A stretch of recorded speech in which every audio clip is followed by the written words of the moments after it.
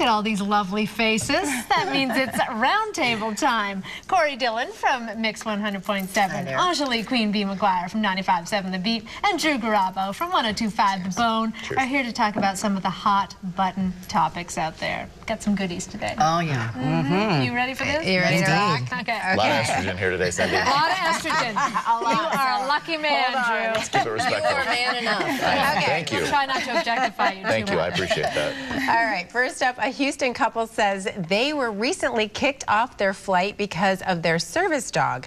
Army veteran Jay Fowler was preparing to fly back from Denver back to Houston on Spirit Airlines, and she believes her pit bull lab mix, Ziggy Marley, was profiled.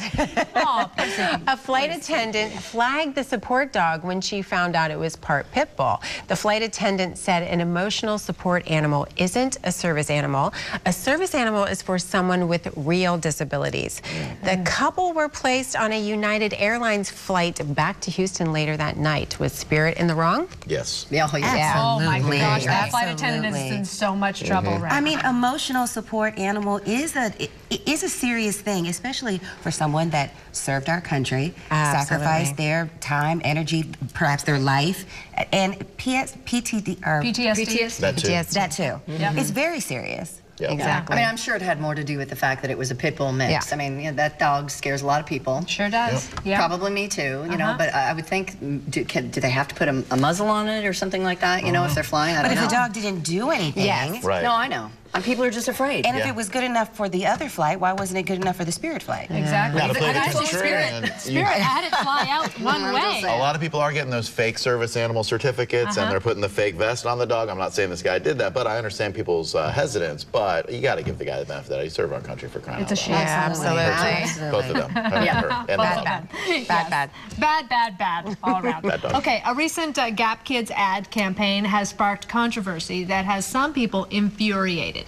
The ad features a photo of 4 young models, there it is, flaunting their fashions and acrobatic skills. However, one photo in particular has prompted remarks of racial insensitivity, as one older white model is seen propping her arm up on the head of the only little black girl there. The campaign is built around the values of empowering young women and proving that they can achieve anything. But Twitter users argue that the advertisement only shows that a young black girl means that for a young black girl that means being used as a white person's armrest. Yes. Are people reading too much into this? Yes. Yes. Fake controversy, fake outrage. Get Well, a you know, life. I understand that, but I also thought, well, I didn't see it when I first looked at it, but that's not my experience, obviously, as a little white girl growing up in America.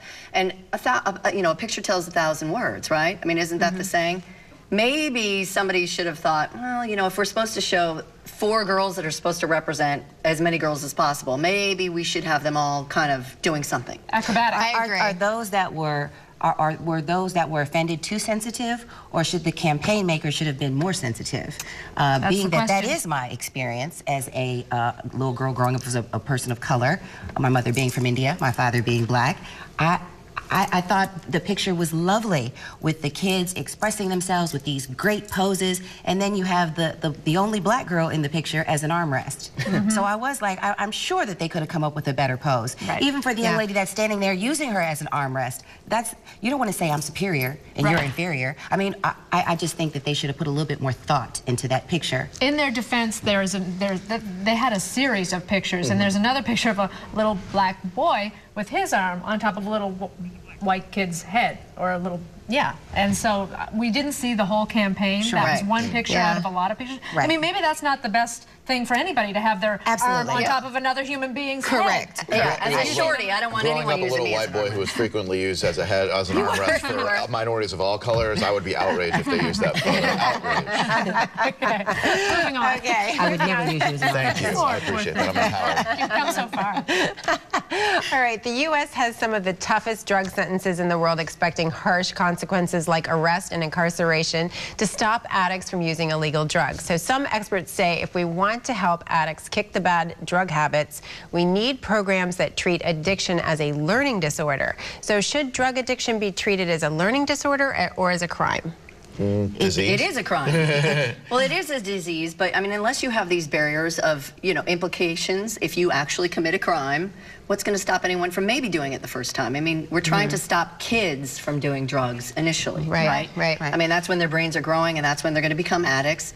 If there is no barrier, who's to say they're not going to go, well, everyone else is doing it? I would love to see that the treatment happened before the possible crime. Right. Because once the crime is committed, then you've got victims. So then what do you do? Yes, you have an addiction, but this person has nothing to do with your addiction. And here they could have been the innocent victim of one of your crimes from your addiction. However, it's still a crime. Yep. Having the drug and doing the drug, that, in my opinion, should not be a crime. But once you take someone else's property or you harm someone else to get your drug, that's a crime. But in my opinion, all drugs should be legalized, and then you take away some of the problems. Just let people do what they're going to do. That's what the United States is supposed to be all about. But Big Pharma will never let that happen. So you think heroin should be legal? Absolutely. If you're dumb enough to want to flush your life down the toilet, let's give you some needles and you can do it safely and just go off and kill yourself. Wow. Yeah. Oh, wow. Okay. I've seen with the kids, though, they do have programs that once they get arrested, they have to go through treatment, and then they have to stay on drug testing, and that does prove to really help them. They have to want to go through treatment. Absolutely. I mean, they have to hit rock bottom. Something has to go wrong. Yeah, it is. Yeah, All right, definitely. a family in South Florida is fighting a senior living community after they say it's forcing a young girl with cancer to move out. Amani Norton is 8 years old, suffers from stomach cancer. She and her siblings and her mom moved into a Punta Gorda neighborhood with their grandmother after her diagnosis. But when the community management found out that people under the age of 55 were living there, Grandma Jan says they gave her 7 days to move out, or else she'd have to leave the whole place in 30 days. Should the retirement community bend the rules for this child? Can I just address all these retirement communities? Because we had a lady on our show this past week on 102.5 Bone 2 to 6. Thanks for listening. Absolutely. She had her adult daughter with cerebral palsy, who was 24 years old, live with her. Her entire family lives in that community, her mother, her sister, everyone. And they're kicking her out because her daughter does not meet the age requirement. And she's 24 and requires constant care. You people are cruel. You people are disgusting. If you can't allow a medical exception for someone who needs to live in that community. Thank you. I know. I don't want. Who would want to live in a community that cares more about what kind of wreath you have on your door or sign you have on your lawn? I mean, the repercussions for that community should be if people do pull up and move out. When you're ill, all you want to do is be around your family. And all your family wants to do is take care of you, so they want you around them as well. And from what I understand, the residents in the community don't mind. They want her to stay. Well, then they want an exception to be made. As the people who pay the taxes and live in that community, they should have the final That's say. right. I agree. Okay, thanks everybody. Thank you guys. Thank you. Be right back.